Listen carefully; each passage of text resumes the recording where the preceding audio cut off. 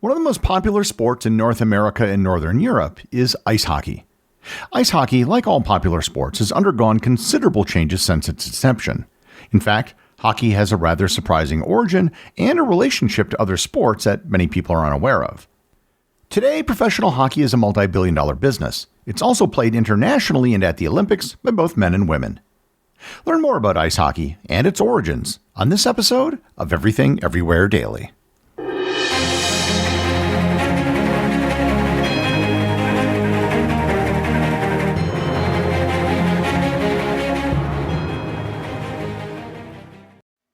This episode is sponsored by Mint Mobile. Do you know what doesn't belong in your summer plans? Getting burned by your old wireless bill. While you're planning beach trips, barbecues, and 3-day weekends, your wireless bill should be the last thing holding you back. And that's why I use Mint Mobile. With plans starting at $15 a month, Mint Mobile gives you premium wireless service on the nation's largest 5G network. The coverage and speeds you're used to, but just less money. So while your friends are sweating over data usages and surprise charges, you'll be chilling, literally and financially. With Mint Mobile, you can use your same phone number, and contact list, and even connect to the exact same towers and cellular networks. The only difference is the price.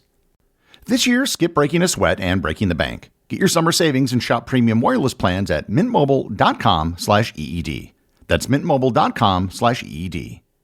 Upfront payment of $45 for 3-month 5GB plan required, equivalent to $15 a month. New customer offer for first 3 months only, then full price plan options available. Taxes and fees extra. See Mint Mobile for details. This episode is sponsored by Planet Money. Tariffs, meme coins, Girl Scout cookies, what do they all have in common? Money. Economics is everywhere and everything, fueling our lives, even when we least expect it. If you're a fan of Everything Everywhere Daily and are curious to learn something new and exciting about economics every week, I recommend you listen to the Planet Money podcast from NPR. What I like about Planet Money is that I can get an update on the week's financial news in about 30 minutes. Stories like the adoption of stablecoins or the price of eggs. From the job market to the stock market to prices at the supermarket, Planet Money is here to help explain it all. The Planet Money hosts go to great lengths to help explain the economy. They've done things like shot a satellite into space, started a record label, made a comic book, and shorted the entire stock market. All to help you better understand the world around you. Tune into Planet Money every week for entertaining stories and insights about how money shapes our world. Stories that can't be found anywhere else. Listen now to Planet Money from NPR.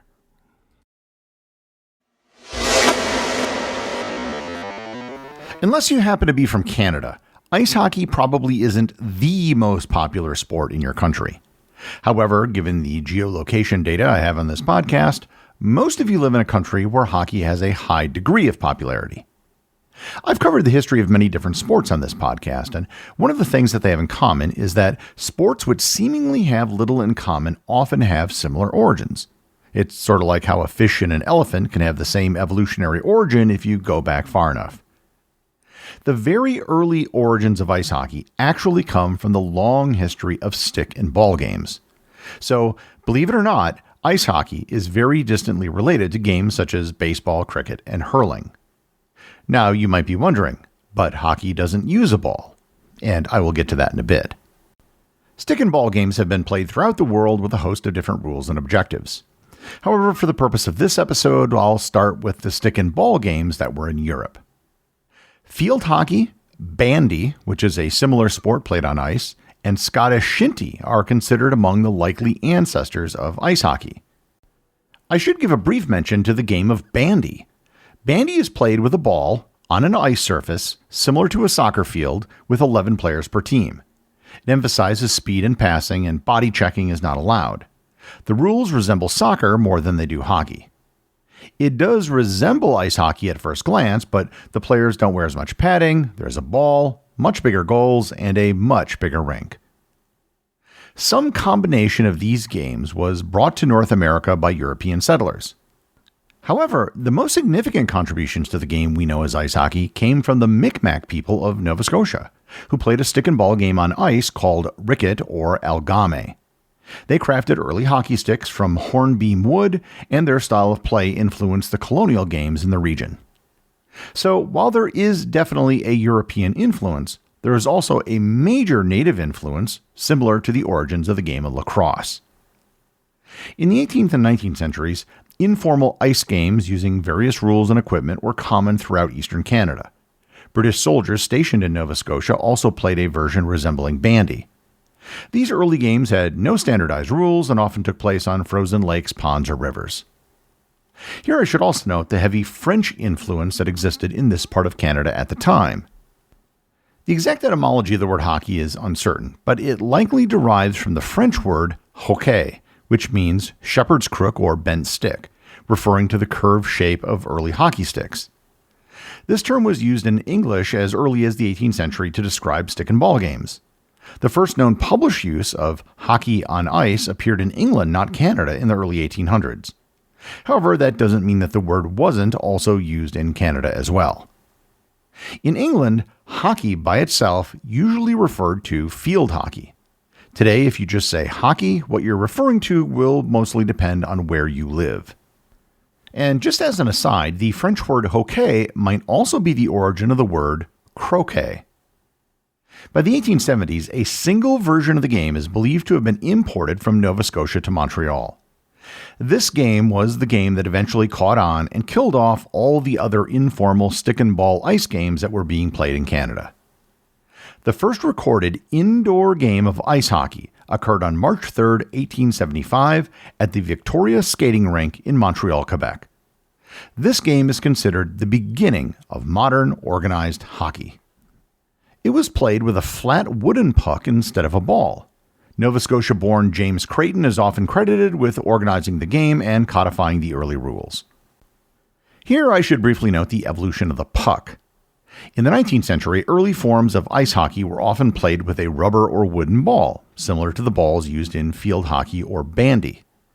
However, at the first organized indoor hockey game at the Victoria Skating Rink, the organizers faced a problem. A ball bounced unpredictably and could easily fly into the stands, posing a danger to spectators and damaging property. To solve this, the players flattened a wooden ball into a disc, creating the first puck. This shape kept the object on the ice surface, reducing the bounce and improving control during gameplay. The flat puck also allowed for a faster, smoother game that better suited the confined space of an indoor rink. The sport spread rapidly across Canada in the 1880s and 1890s. The Amateur Hockey Association of Canada was formed in 1886, creating the first organized league structure. In 1893, the Governor-General of Canada, Lord Stanley of Preston, donated a trophy originally called the Dominion Hockey Challenge Cup to be awarded to the best amateur hockey team in Canada. The trophy would later become known as the Stanley Cup, the most prestigious prize in professional hockey. The Stanley Cup was established with trustees, so even today, the cup is not technically owned by the NHL. In the original rules, the cup was to be given to the most recent winner, and it does not permanently remain with the winning team, a tradition that is still in force today. As the 20th century dawned, hockey evolved from an amateur pastime to a professional sport. The first professional league was the International Professional Hockey League, established in 1904 in the United States and Canada.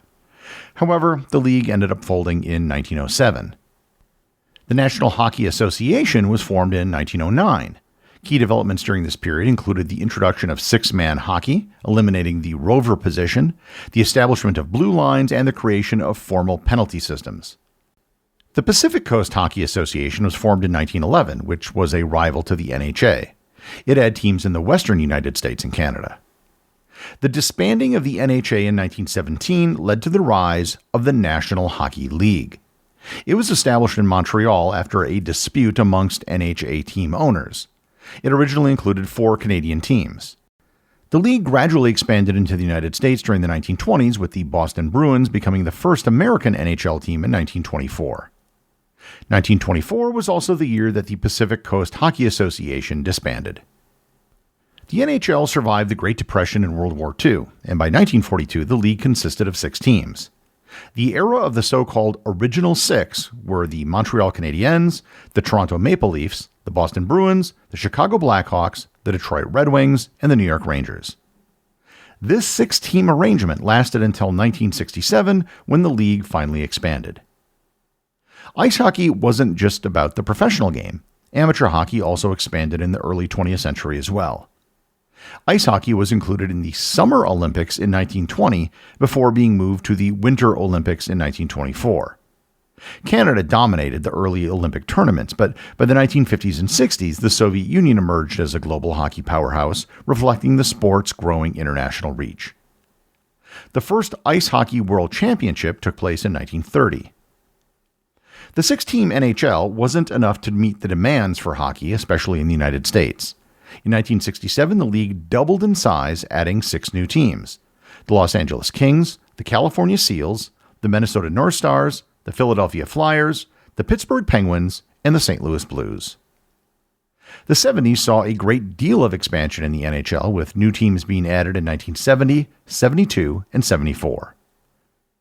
The World Hockey Association was formed in 1972 as a rival league, driving up player salaries and accelerating the sport's professionalization. The WHA's merger with the NHL in 1979 brought 4 teams into the NHL: the Edmonton Oilers, Hartford Whalers, Quebec Nordiques, and Winnipeg Jets. The 70s also saw the growing internationalization of hockey and its use as a proxy for national competition during the Cold War. The Summit Series of 1972 between Canada and the Soviet Union captivated global audiences and demonstrated the high level of play in different hockey systems. The Olympics began including professional players in 1998, further elevating international competition. European leagues, particularly in Sweden, Finland, Russia, and the Czech Republic, developed sophisticated systems that produced NHL-caliber talent. The United States defeated the Soviet Union at the 1980 Winter Olympics in a game which has often been called the Miracle on Ice, because the United States team was comprised of true amateur players, and the Soviets were a dominant team who were basically the equivalent of professionals. Women's hockey dates back to the late 19th century. The first recorded women's ice hockey game took place in 1892 in Barrie, Ontario.